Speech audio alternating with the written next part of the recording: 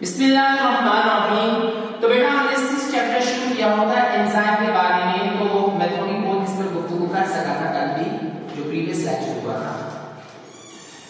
चलिए टर्म्स के लिखिए और यहां मैंने तुम्हें बताया था कि एंजाइम जो है वो ग्लोबुलर प्रोटीन है। तो जो ग्लोबुलर प्रोटीन होती है उनका स्ट्रक्चर क्या होता है, 3D होता है, 3 डायमेंशन होता है। इस वजह से जो एंजाइम मैंने बताया था उनका स्ट्रक्चर क्या है, 3D है। और मैंने 3D बताया था कि इसके अंदर 3 साइड्स बनती है। कल मैं इसी पे गुफ्तगू कर रहा था तुम लोगों के साथ। इस हिस्से को मैंने बोला था एक्टिव साइट, इस हिस्से को मैंने बोला था कोफैक्टर, और इस हिस्से को मैंने बोला था एंजाइम मॉलिक्यूल। ठीक है।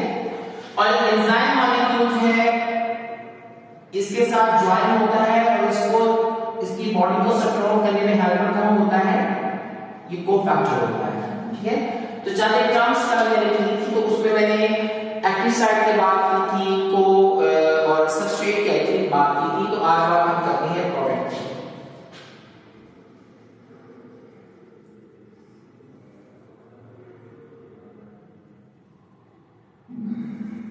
After enzyme reaction, substance obtained is called product.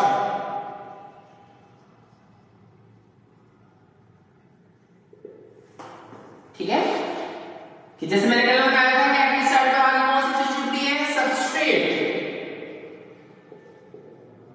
अब सबस्ट्रेट के अंदर जितने जरूरी न्यूट्रिएंट्स होते हैं एंजाइम उन पर वर्क करके वो सब निकाल लेता है, और जिसकी जिसको जरूरत नहीं होती उसे जिसम से एलिमिनेट कर दिया जाता है। तो वो जो हमारे पास इसमें से जरूरी न्यूट्रिएंट निकालने के बाद जो चीज इसमें से निकलकर बाहर आती है, जो बच जाती है, वो हमारे पास किस मामले में आती है, प्रोडक्ट के मामले में आती है। लेकिन समझ क्योंकि एंजाइम में अपना सारा वर्क किसको करना होता है, सब्सटेंस में निकल दूसरे लफ्जों में बताया था इसके रिएक्टेंट्स भी कहा जा सकता है। ठीक है ना। तो इसके ऊपर जो है वो एंजाइम काम करता है, इन दोनों में रिएक्शन होता है। तो टोटल में जो रिएक्टेंट्स कौन से होंगे, सबस्ट्रेट प्लस एंजाइम। और उसके बाद जब इस पर काम हो जाता है, जो चीज निकलकर बाहर आती है, जो बाकी बच जाती है, उसको किस मान में लिया जाता है, प्रोडक्ट के मान में लिया जाता है। बार बार मैं बता चुका हूं कि जो ऑर्गेनिजम्स हैं, चाहे वो प्लांट्स हैं चाहे वो एनिमल्स हैं, खास तौर पर एनिमल्स इंक्लूडिंग ह्यूमन, इनमें हमारे पास कॉम्प्लेक्स रिएक्शंस चलते हैं। वो कॉम्प्लेक्स रिएक्शन हमारे पास कहलाते हैं मेटाबॉलिज्म। ठीक है, क्या कहलाते हैं, मेटाबॉलिज्म कहलाते हैं। और मेटाबॉलिज्म का सबसे पहले कॉन्सेप्ट साइंटिस्ट है मुस्लिम इब्न नफीस।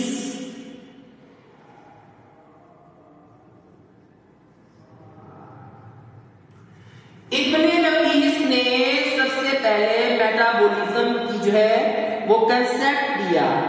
ठीक है, मेटाबॉलिज्म हमारे पास बार बार बता चुका, ये सारी बातें पुरानी है कि हमारे पास ग्रीक वर्ड है मेटा मींस होता है सेवरल, बॉलिज्म कॉमन मीनिंग में मैं बोलूंगा रिएक्शन, और रिएक्शन वो चीज होती है जिसमें चेंजेस आती है। लेकिन बॉलिज्म ग्रीक वर्ड के अंदर लिया जाता है चेंज के लिए लफ्ज, किसके लिए, अपनी जुबान के अंदर के रिएक्शन से बॉलिज्म का मतलब जिसके अंदर बदलाव आता है चीजों में। लेकिन ग्रीक के अंदर बॉलिज्म चेंज में, और चेंज में हम किससे रेफर करेंगे, रिएक्शन के साथ ही रेफर करेंगे। तो वो हमारे पास जिसमें बहुत सारे रिएक्शन इकट्ठे हो जाते हैं, उन तमाम रिएक्शंस के कलेक्शन या मजमूए को हम क्या बोल देते हैं, मेटाबॉलिज्म कह देते हैं। फिर आगे क्या है, कैटाबॉलिज्म, एनाबॉलिज्म, ये अलग से बातें आ रही है, मैंने की नहीं है। तो सो दैट मैंने जैसे बताया है कि एंजाइम की मौजूदगी में रिएक्शन का अमल तेज हो जाता है। अगर आपके स्टमक के अंदर एंजाइम्स ना निकले तो तुम्हारी खुराक जल्दी डाइजेस्ट नहीं होगी। बहुत टाइम इसको लगता है, जो 3 से 4 घंटे लगते हैं वो तुम लोग 12 से 14 घंटे पहुंचे, बल्कि इससे ज्यादा चल रहा है।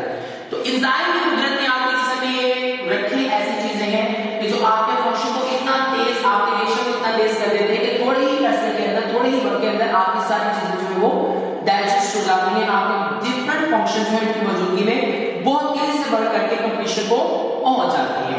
अब ये बात नहीं करना कि जो एंजाइम्स हैं इनको एक्टिवेट करने के लिए, जिसका हमने बताया है कि सबस्ट्रेट को प्रोडक्ट में बदलने के लिए एंजाइम की जरूरत है, या रिएक्शन को तेज करने के लिए इस वजह की जरूरत है, तो इसको भी अपना वर्क करने के लिए किसी ना किसी चीज की जरूरत होती है, और वो जरूरत हमारे पास कहलाती है एक्टिवेशन एनर्जी। क्या होती है? यानी हर रिएक्शन को स्टार्ट होना है, जैसे केमिस्ट्री में आप लोग पढ़ते हो कि भाई ये रिएक्शन हम कर रहे हैं, इसको इतनी टेंपरेचर की जरूरत है, इसको इस चीज की जरूरत है, इसको इस चीज की जरूरत है, इन तीन चीजों की मौजूदगी में ये दोनों चीजें आपस में रिएक्ट करके कंपाउंड बनाएंगी या प्रोडक्ट बनाएंगी। तो इस तरीके से जो आपके जिस्म में कोई भी मेटाबॉलिज्म होता है, उस मेटाबॉलिज्म या एंजाइम को काम करने के लिए किसकी जरूरत होती है? एक्टिवेशन एनर्जी की जरूरत होती है। द एनर्जी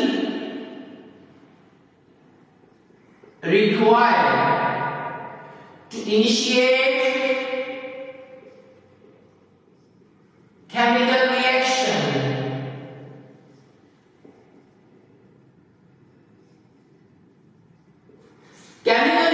को शुरू करने के लिए जो एनर्जी रिक्वायर होती है उसको एक्टिवेशन एनर्जी बोलते हैं। और तुम्हारे जिस्म के अंदर एनिमल्स या प्लांट्स, ऑर्गेनिज्म के जिस्म में कोई भी प्रोसेस होता है, कोई भी रिएक्शन होता है, उसको स्टार्ट होने के लिए एक्टिवेशन एनर्जी की जरूरत होती है, जो कहां से लेता है? वो ऑर्गेनिज्म बॉडी से वो एनर्जी हासिल करता है। हम अपने इंसानों की बात कर लेते हैं। हमारे जिस्म का जो ह्यूमन बॉडी का टेंपरेचर 37 डिग्री सेल्सियस है, ठीक है? इसका मतलब क्या हुआ कि कुछ ऐसे रिएक्शंस होंगे जिन्हें 10 सेल्सियस टेंपरेचर की जरूरत है स्टार्ट होने के लिए, कुछ रिएक्शंस ऐसे होंगे जिन्हें 12 की जरूरत है, किसी को ऐसे हैं जिनको 15 डिग्री सेल्सियस टेंपरेचर की जरूरत है स्टार्ट होने के लिए। अगर तुम्हारी बॉडी से इतनी ज्यादा एनर्जी रिएक्शंस लेते जाए तो तुम्हारी बॉडी एनर्जी को इतनी जल्दी से रिड्यूस कर देगी कि तुम्हें बार बार जो है वो फूड स्टफ की जरूरत होगी, मुख्तलिफ तरह की चीजों की जरूरत होगी एनर्जी हासिल करने के लिए, ठीक है? तो लिहाजा कुदरत ने तुम्हारी बॉडी के अंदर से ही जो एनर्जी की रिक्वायरमेंट्स, रिएक्शन को स्टार्ट होने की जो जरूरत होती है एनर्जी की तुम्हारी बॉडी से ली जाती है, इस रिक्वायरमेंट्स को कम करने के लिए किसको पैदा कर दिया है? एंजाइम्स को, ठीक है ना? अगर एंजाइम्स ना होते तो जाहिर है कि अगर आप एक प्रोटीन ले रहे हो, प्रोटीन को तोड़ने के लिए एनर्जी की जरूरत है, तो एक्टिवेशन एनर्जी तुम्हारे जिस्म से ली जाएगी, ठीक है ना? कहां से ली जाती है? तुम्हारे जिस्म से वो एक्टिवेशन हीट की सूरत में ली जाती है, ठीक है? आपके जिस्म की क्या होती है? थर्मल डिकम्पोजिशन होती है हीट की सूरत में। तो एनर्जी जब तुम इस प्रोटीन को तोड़ने के लिए कितनी सारी एनर्जी दोगे, तुम्हारे जिस्म से कितनी सारी एनर्जी को देगी, तो तुम्हें दो सिचुएशन हो सकती है, हाइपोथर्मिया का प्रॉब्लम, इसका ये मॉडल हो सकती है, अलग छोटी गुफ्तगू है, ठीक है? तो लिहाजा प्रोटीन्स अगर एंजाइम्स ना होंगे तो प्रोटीन्स को तोड़ने के लिए एक्टिवेशन एनर्जी जिस्म से ली जाती। एक तो प्रोसेस रेट होता, दूसरा एनर्जी की कितनी रिक्वायरमेंट कहां से सब पूरी करता। तो इन रिक्वायरमेंट्स को कम करने के लिए कि ताकि कोई भी फूड तुम ले रहे हो उसको तोड़ना है, तो एक्टिवेशन एनर्जी ज्यादा से ज्यादा बॉडी से हासिल ना की जाए, उसके लिए कुदरत ने तुम्हारे जिस्म में क्या पैदा कर दी है? एंजाइम्स पैदा कर दी है। ये एंजाइम जो होते हैं वो एक्टिवेशन एनर्जी की मिकदार को कम कर देते हैं। मतलब क्या कि कोई भी रिएक्शन फॉर्म हो रहा है, डाइजेशन प्रोसेस हो रहा है, तुमने प्रोटीन ली है, अब प्रोटीन के लिए हमारे पास कौन सा एंजाइम निकलता है? गास्ट्रिक जूस निकलता है। गास्ट्रिक जूस के अंदर तुम्हारा होता है पेप्सिन एंजाइम, ठीक है? ये प्रोटीन को डाइजेस्ट करता है। अगर ये ना करता तो एक्टिवेशन एनर्जी कितनी जिस्म से ली जाती है, लेकिन ये एंजाइम होता है तुम्हारे जिस्म में प्रोड्यूस करके प्रोटीन को जल्द हजम होने में और जिस्म से जो एक्टिवेशन एनर्जी कम कर देने के लिए एंजाइम्स को पैदा करते हैं। क्योंकि एंजाइम जो होते हैं वो एक्टिवेशन एनर्जी की जो रिक्वायरमेंट्स किसी भी रिएक्शन के लिए होती है उसको क्या कर देती हैं? डिक्रीज कर देती हैं। लगी समझ? तो एंजाइम का ये फायदा कि एक रिएक्शन को ये तेज कर देती है और दूसरा ये रिएक्शन को जो एनर्जी रिक्वायर होती है उस एनर्जी की रिक्वायरमेंट को क्या कर देती है, कम करके खुद उसमें शामिल हो जाती है। एनर्जी की रिक्वायरमेंट ऑटोमेटिक कम हो जाएगी, एंजाइम पर काम करके आपके जिस्म की तमाम मामला को सेट कर देगा। ठीक है, यहां तक समझ आई बात की? अब जो एंजाइम्स हैं, टोटल एंजाइम्स, चाहे वो एनिमल्स हैं चाहे वो प्लांट्स हैं, तो एंजाइम को दो कैटेगरी के अंदर रखा जाता है। एंजाइम क्लासिफिकेशन, एंजाइम या तो हमारे पास होते हैं एक्स्ट्रा सेलुलर या हमारे पास होते हैं इंट्रासेलुलर। ठीक है, अब इनमें फर्क क्या है? अब देखो, मैंने तो क्लास में वहां आपको बताया कि हर सेल के अंदर स्मॉलेस्ट एक्सट्रीमली स्मॉल बॉडीज होती हैं जिन्हें मैंने बोला था ऑर्गेनेल्स, और सेल का जितना भी फंक्शन होता है वो किसकी वजह से होता है? ऑर्गेनेल्स की वजह से होता है। अब ये जो ऑर्गेनेल्स हैं इनको सेल के अंदर जो मीडियम दिया जाता है वो साइटोप्लाज्म है, यानी साइटोप्लाज्म सेल में मौजूद ना हो तो ये ऑर्गेनेल्स कभी भी अपना वर्क नहीं कर सकते। अब तुम्हारे मैं एक एग्जांपल ले रहा हूं ताकि तुम्हें समझ आ जाए इंट्रा और एक्स्ट्रा में फर्क क्या है। आपका माइटोकॉन्ड्रिया है, अब माइटोकॉन्ड्रिया से सभी एनर्जी की जरूरत होती है। जब माइटोकॉन्ड्रिया एनर्जी देती है उसमें मोस्ट ऑफ होता है सेलुलर रेस्पिरेशन का। ठीक है, अब यहां पर सेलुलर रेस्पिरेशन के नतीजे में जब माइटोकॉन्ड्रिया से एनर्जी को एटीपी की फॉर्म में जब बाहर निकाला है तो इस एनर्जी को माइटोकॉन्ड्रिया से निकालने के लिए भी एंजाइम की जरूरत है। ठीक है ना, और ये एंजाइम क्या कर रहा है कि इस सेल के अंदर ही प्रोड्यूस हो रहा है। किससे पैदा हो रहा है? सेल के अंदर, यानी साइटोप्लाज्म के अंदर। क्योंकि ये जो आप लोगों का सेलुलर रेस्पिरेशन है ना, इसकी एक टाइप आगे तीन तरह का है, इसको तीन डिवाइड किया गया जिसमें हमारा ग्लाइकोलाइसिस की बात करती है। क्योंकि तुम्हारा ग्लाइकोलाइसिस के अंदर जो है वो ग्लूकोज को तोड़ा जाता है। ग्लूकोज को क्या किया जाता है? तोड़ा जाता है। तो जाहिर मैंने तुम लोगों को पहले ही बात बताई, जितनी तुम एनर्जी खा रहे हो, जो तुम खा रहे हो, वो सारी एनर्जी जो उस खुराक में से निकाली जाती है, किससे स्टोर की जाती है? माइटोकॉन्ड्रिया के अंदर। अब माइटोकॉन्ड्रिया के अंदर ग्लूकोज जो है वो ग्लाइकोजन की फॉर्म में होता है। इस फॉर्म में होता है। जो एनिमल्स हैं उसके अंदर ग्लूकोज किस फॉर्म में स्टोर होता है? ग्लाइकोजन में। और प्लांट्स के अंदर स्टोर होता है स्टार्च की फॉर्म में। ये बात इसे में बिठा दो। प्लांट्स के अंदर जितना ग्लूकोज होता है वो किस फॉर्म में होता है? स्टार्च फॉर्म में। और एनिमल्स के अंदर किस फॉर्म में होता है? ग्लाइकोजन में। तो यहाँ पर सारी एनर्जी स्टोर होती है। इसमें से निकालने के लिए ग्लाइकोलाइसिस का प्रोसेस या सेलुलर रेस्पिरेशन का प्रोसेस सेल के अंदर चलता है और वहां पर एंजाइम की जरूरत होती है और वो एंजाइम सेल के अंदर ही है और सेल में रहकर वो एंजाइम जो है माइटोकॉन्ड्रिया से एनर्जी निकालने में हेल्प करता है। तो ऐसे एंजाइम जो सेल के अंदर ही रहकर काम करते हैं वो हमारे पास क्या कहलाते हैं? Intracellular enzymes. क्या कहलाते हैं? Intracellular enzyme. अब तुम्हारा डाइजेशन होती है ना, अब डाइजेशन के अंदर तुम्हारा जो गैस्ट्रिक जूस है क्या वो सेल के अंदर ही रहता है? बताओ मुझे, क्या आप लोगों का डाइजेशन जब हो रहा है तो उसका जो गैस्ट्रिक जूस निकलता है तब वो सेल के अंदर रहता है? नहीं, सेल में से बाहर रिलीज होता है। बाहर रिलीज होके कहां गिरता है? स्टमक के अंदर, और वहां पर फिर वो प्रोटीन को हजम करता है। तो ऐसे एंजाइम जो सेल से बाहर निकले और निकल कर काम करे उनको हम क्या बोलेंगे? एक्स्ट्रा सेलुलर एंजाइम बोलेंगे। जैसे आपका थूक है, स्लाइवा है, जब तुम स्टार्च खाते हो, मीठी चीजें खाते हो, तो मुझे बताओ थूक में मैंने जो कल आपको प्रीवियस लेक्चर में बताया था कि माइलेज एंजाइम है, तो क्या वो माइलेज एंजाइम तुम्हारी स्लाइवा ग्लैंड जो होती है तुम्हारी ये एपिथेलियल टिश्यू मुंह के अंदर वाले जो टिश्यू है इसके अंदर पाया जाता है, वो अंदर ही रह जाता है? नहीं, थूक जब निकलता है उसके साथ एंजाइम बाहर निकलता है। तो ऐसे एंजाइम जो सेल में रहकर काम करें, सेल से बाहर ना निकले, साइटोप्लाज्म में ही रहे और वहीं पर रहकर वो काम करें, वो हमारे पास कहलाते हैं इंट्रासेलुलर। और जो साइटोप्लाज्म से बाहर निकल के सेल में से बाहर आ जाए और सेल से बाहर निकल के काम करे उन्हें क्या बोला जाएगा? एंजाइम कहा जाएगा। बड़ा सबको समझ आ गई है इस बात की। उसके बाद चल एक तुम लोग के आगे, अच्छा यहां पर एक क्वेश्चन कल भी मैंने बताया था, उसमें लिखा है, ये नीचे लास्ट में लिखा होगा, आर एंजाइम आर कैटालिस्ट, पहली स्टेटमेंट। सेकंड स्टेटमेंट है are catalyst are enzymes which one is correct. तो पहले वाला करेक्ट है, मैंने कल भी बताया था कि जितने एंजाइम्स हैं वो कैटालिस्ट होते हैं, लेकिन जो कैटालिस्ट होते हैं वो सब के सब कभी भी एंजाइम्स नहीं हो सकते। ये कल मैंने इस बात का अप्लाई आप लोगों को कर दिया था।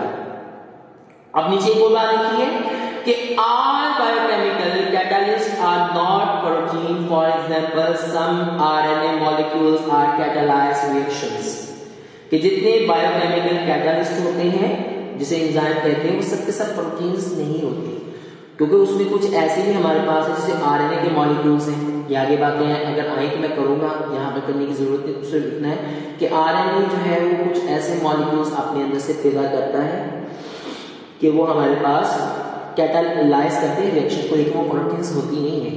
लेकिन ओवरऑल बॉडी के अंदर जितनी भी एंजाइम्स हैं प्रोटीन है, लेकिन चंद एक कि वो हमारे पास एंजाइम्स तो हैं लेकिन प्रोटीन्स नहीं है, क्योंकि प्रोटीन्स ऑर्गेनिक होती हैं और ये जो आरएनए मॉलिक्यूल जो कुछ आरएनए से पैदा होते हैं वो इनऑर्गेनिक होते हैं, जिसकी वजह से वो हमारे पास सिर्फ और सिर्फ कैटालिस्ट होंगे, बायो कैटालिस्ट नहीं होंगे। एंजाइम्स मालूम है तो प्रोटीन्स नहीं होंगे, वो किसी न किसी मेटल आयन पर मुश्तमिल होते हैं। ये एक अलग से बात है, अलग से टॉपिक है। नेक्स्ट हम बात करते हैं कैरेक्टरिस्टिक्स ऑफ एंजाइम्स के बारे में।